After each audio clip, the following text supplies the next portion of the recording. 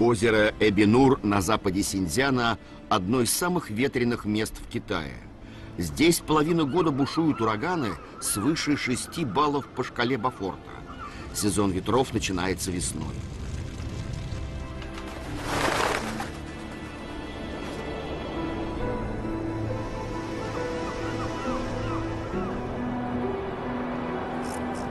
Воздух теплеет, просыпаются песчаные змеи.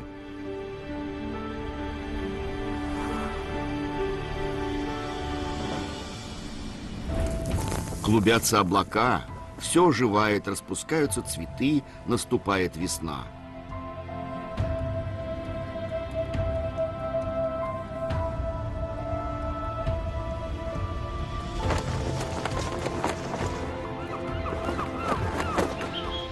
Перелетные птицы улетают вместе с ветром. Ветер незаметно меняет весь мир.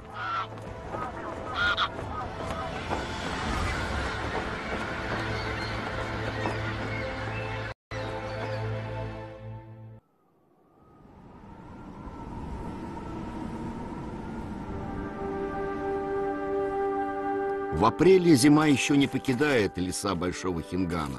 Минимальная температура колеблется возле отметки 20 градусов ниже нуля. Сибирский колонок, которого в простонародье называют хорьком, осматривает лес. От его острого чутья добычи не спрятаться даже под толстым слоем снега.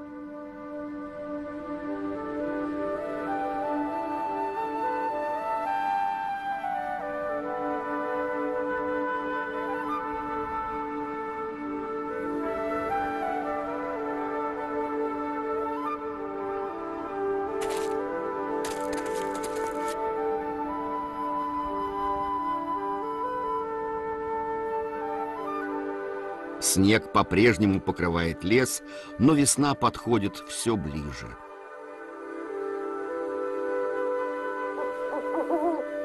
Редко встречающиеся совиные неяс и тефилин внезапно увеличили свою дневную активность.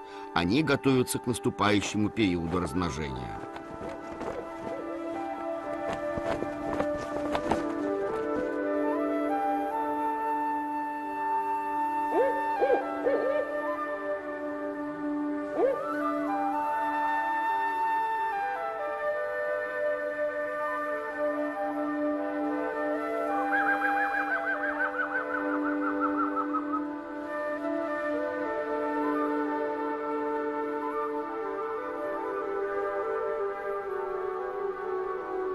Самые быстрые из сов, ястребиные совы, с наступлением весны мигрируют на север и в тайге, близ полярного круга завершают процесс размножения. Днем температура воздуха поднимается выше нуля. Под солнечными лучами начинает таять лед на реках. Зима еще не сдалась, но весна уже на подходе.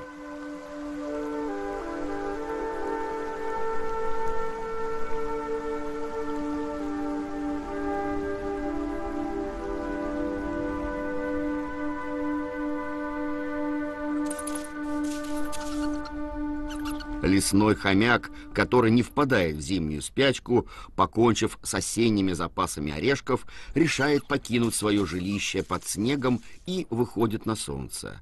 Возможно, здесь ему удастся отыскать орехи.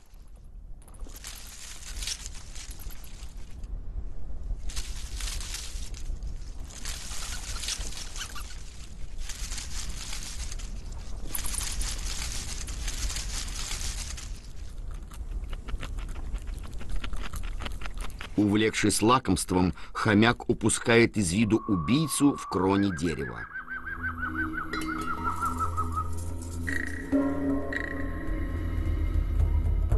Особая структура глазного яблока позволяет ястребиной сове приспособиться к яркому дневному свету, а также видеть все в темноте. Ястребиная сова – удивительный охотник, способный охотиться в любое время суток. Сова обнаружила лесного хомяка, разыскивающего орехи. Охота скоро начнется.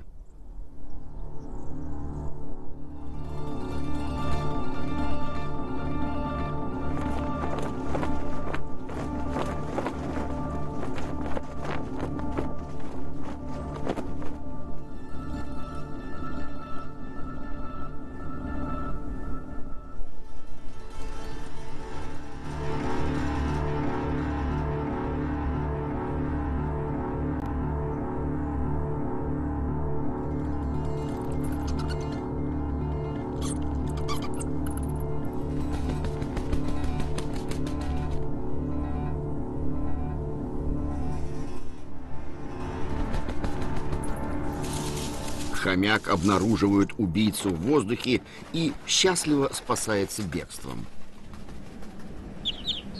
В леса Большого Хингана с зимовки возвращаются маленькие птицы. Это признак наступления весны.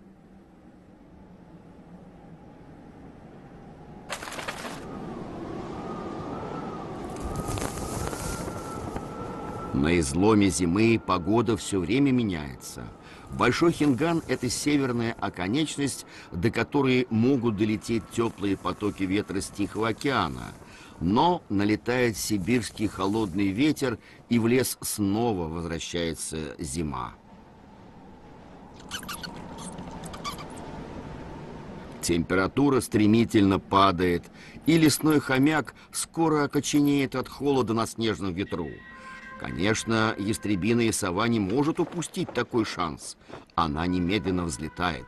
Это превосходная убийца в воздухе, скользит, парит на малой высоте, хватает добычу и уносится. Идеально, словно по учебнику.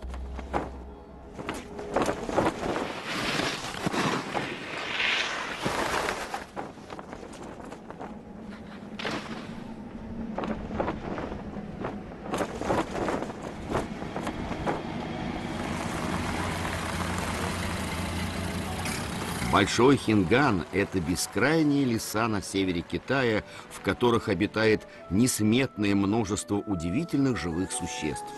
Вот уже более половины столетия здесь интенсивно вырубается лес.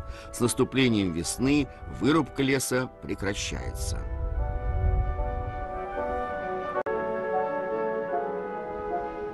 Когда-то на Большом Хингане располагалась почти половина лесной промышленности всей страны. Сейчас наступает длительный период восстановления.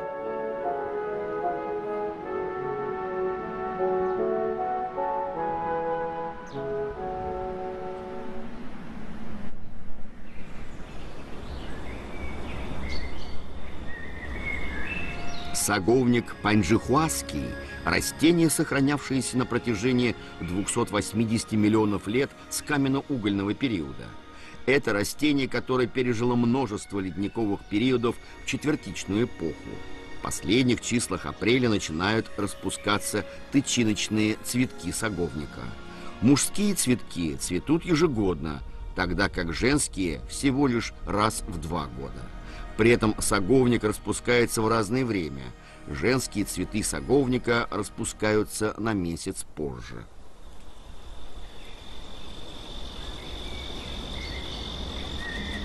На тычиночный цветок тут же сбегаются муравьи и начинают поиски пищи. Их цель – личинки голубянок. Личинки голубянок – убийцы саговника. Даже такие крепкие, словно железо, листья могут быть съедены подчистую. Личинка голубянки огромна. Одному муравью с ней не справиться. Нужно непременно созвать отряд помощников. Муравьи, преследуя личинок, пролезают в букет саговника. Они легонько ударяют по телу личинки, и личинка выделяет много сладкой медвяной росы. И муравьи наслаждаются вкусной едой. Личинки-голубянки для них словно тучные муравьиные коровы.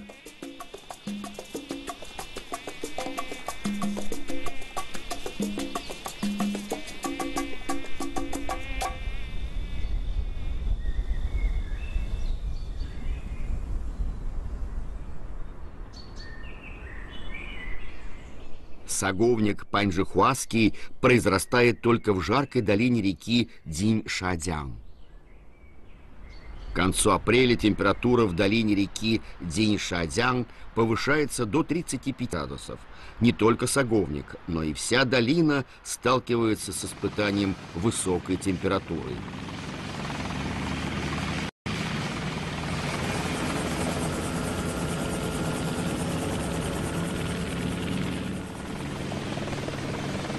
Горячий воздух и сухость. Долина Динь-Шадян словно превращается в горящий очаг. Ежедневно в воздухе, зорко наблюдая, кружат вертолеты. Ведь в любую минуту может возникнуть точка возгорания. Число пожаров в Ханьчжихуа занимает половину всех пожаров провинции Сычуань.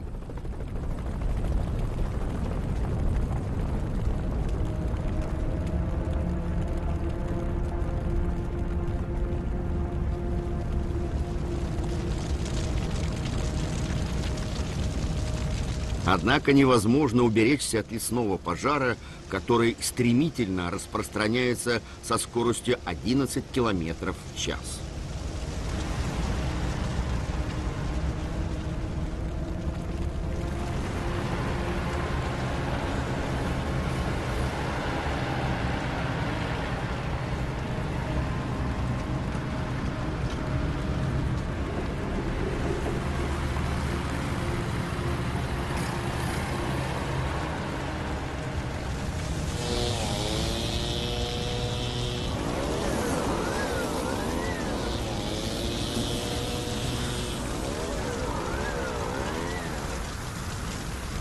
Сухой и жаркий, как огонь, ветер высушивает растения. Каждый месяц только в одном округе Паньчжихуа, в сухой долине Диньшадян, вспыхивает 10 лесных пожаров, то есть в среднем 1 раз в 3 дня. В округе Паньчжихуа провинции Сычуань почти 5000 различных пожарных. Воздушные массы под высоким давлением спускаются с Цинхай-Тибетского Нагорья в узкие ущелья Диньшадян. Температура резко повышается на более чем 20 градусов, порождая сухой горячий ветер в долине реки.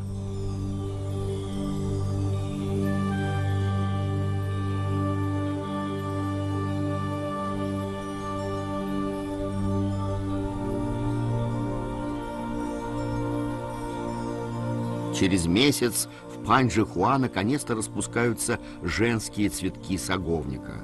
Особая структура женских цветков приспособлена для распространения пыльцы с помощью ветра.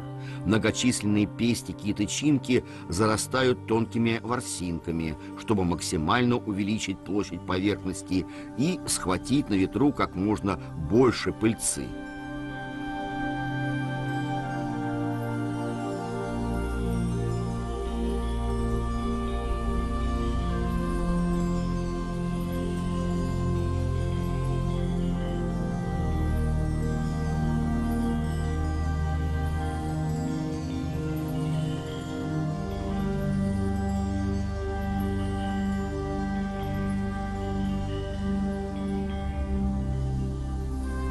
У такого древнего растения, как саговник, очень низкая вероятность размножения. Пыльца распространяется в основном с помощью ветра, и женским цветкам нужно успешно поймать пыльцу, а для этого нужна удача. Все ждут ветра.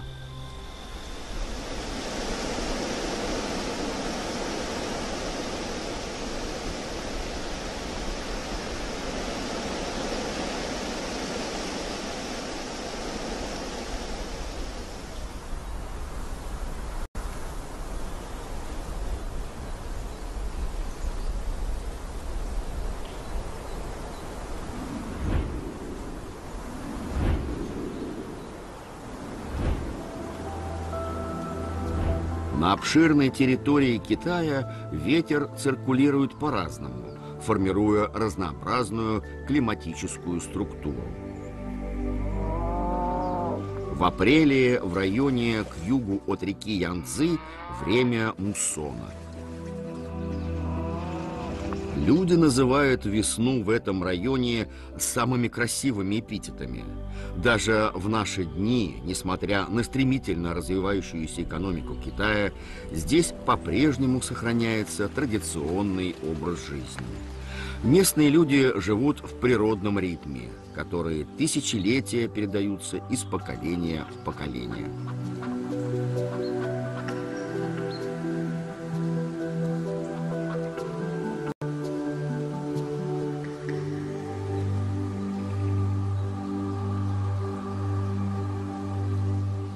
Китайские традиционные птицы счастья мандаринки стягиваются на озеро к югу от Янцзы. Озеро Юань-Янху в уезде Уюань – крупнейшее место зимовки диких мандаринок. Мандаринки – перелетные птицы. С места зимовки они мигрируют в места размножения. Их траектория полета как раз очерчивает область Китая с муссонным климатом.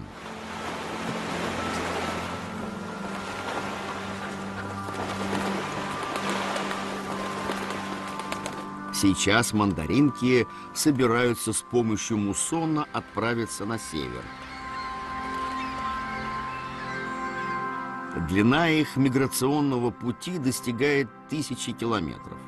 Лед и снег еще не стаяли в горах Чанбайшань, и кажется, что это абсолютно другой мир, не похожий на юг от Янцзы. Тем не менее, широколиственный лес, раскинувшийся от правобережья Янцзы до Чанбайшань, один из характерных черт экосреды муссонной зоны умеренного пояса Китая. Мандаринки избрали местом размножения горные ручьи Чанбайшань, поскольку привыкли гнездиться в дуплах. Обширный первобытный широколиственный лес дает лучшую защиту их будущим поколениям. Снежные покровы тают, пополняя водой горные ручьи. Муссонный климат вызывает обильные осадки в восточной части Китая. Реки, пересекающие Китай, питают равнину в нижнем течении Янцзы, благодаря чему восток Китая стал одним из самых удобных районов для проживания во всем мире. В ледяных горных речках самцы мандаринок начинают искать себе пару.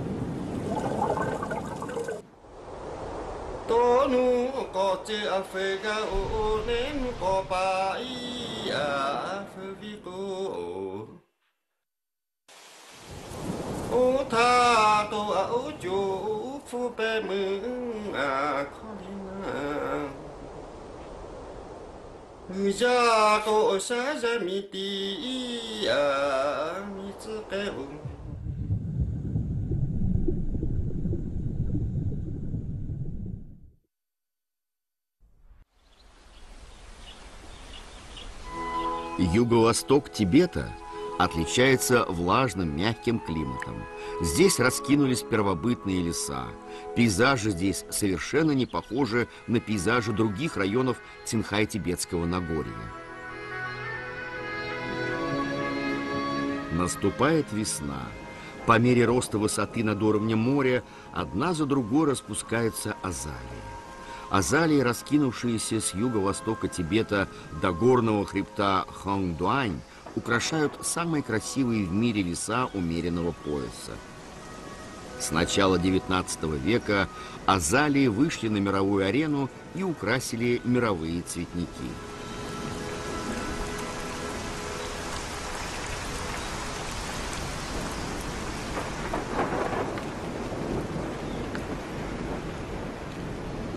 Теплые воздушные потоки с Индийского океана дуют вдоль ущелья реки Цхангпо, порождая богатую живую систему в колоссальной величественной горной цепи.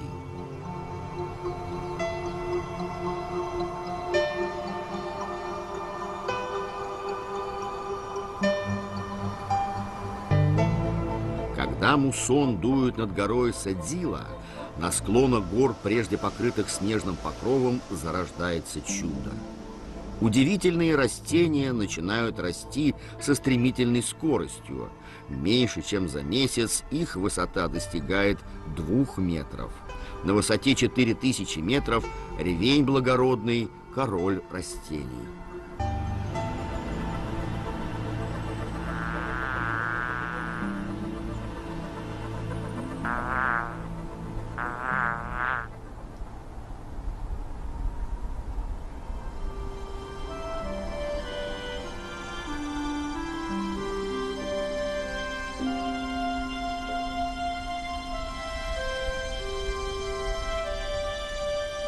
Июнь – время тысяч цветов на высокогорных лугах. В горах высотой 4000 метров растения яростно соперничают между собой за право распуститься. Их пыльца распространяется благодаря насекомым. Период цветения высокогорных растений очень короткий, поэтому за внимание насекомых идет еще более яростная борьба.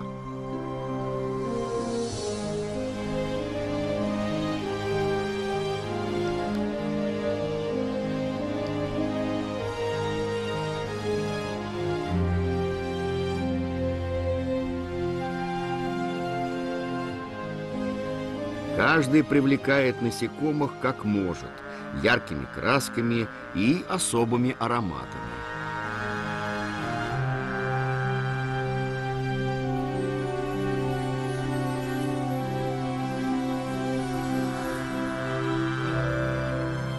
В соперничестве у ревеня есть свой секрет.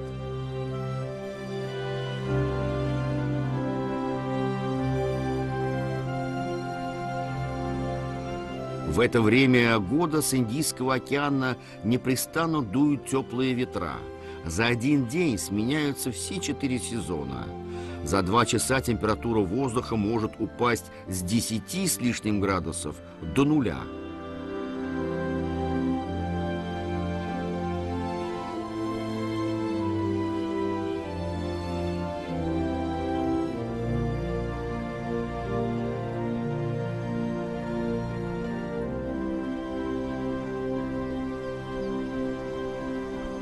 Ревень сам себе теплица. Его листья оборачивают тело, складываясь в полупрозрачную конструкцию. Эти листья создают изолированный мирок. Пусть снаружи снег и ветер, внутри будет тепло, как весной. Это соблазн, перед которым не могут устоять насекомые.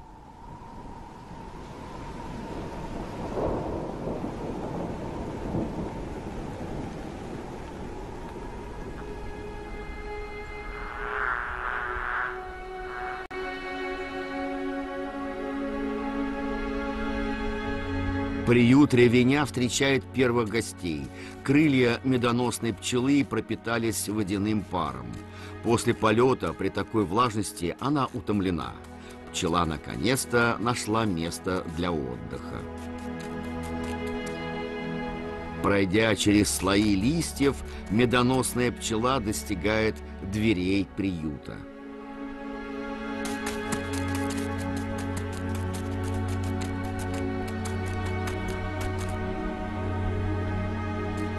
Здесь ее ожидает лакомство. Богатые нектаром цветы ревеня распускаются в теплице. Для медоносной пчелы здесь ресторан высокого уровня.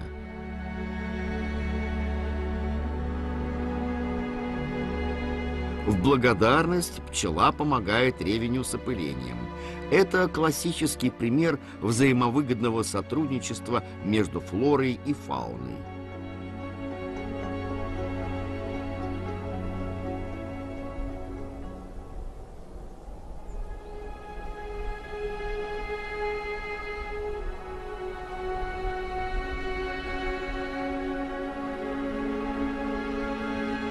Пчела, так радушно принятая ревенем, далеко улетает вместе с пыльцой.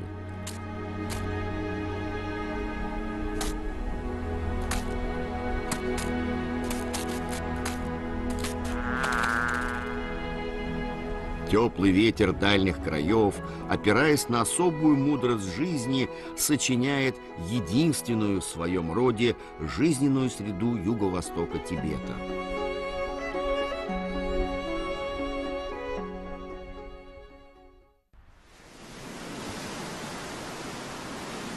А в 2000 километрах к востоку от юго-востока Тибета жители маленького острова в Восточно-Китайском море соревнуются с сезоном тайфунов.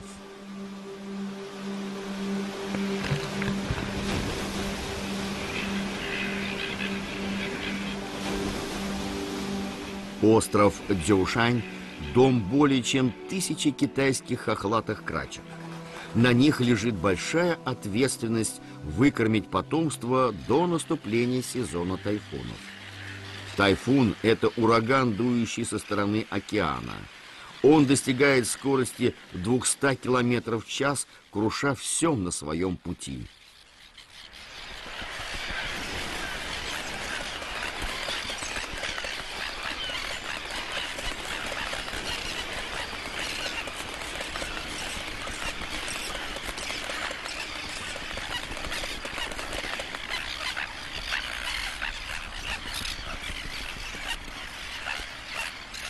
Желтоклювые большие хохлатые крачки являются большинством жителей. У китайских хохлатых крачек черный кончик клюва. Это малочисленная группа, насчитывающая только 30 с лишним особей. Число этих редких птиц в записях наблюдения во всем мире не превышает 50 особей. Успех или неудача их размножения в эту пору имеет очень большое значение. До самого опасного сезона тайфунов осталось не более 2 месяцев, а значит, времени очень мало. Выведение потомства начинается с высиживания яиц. У крачек отец и мать высиживают яйца по очереди.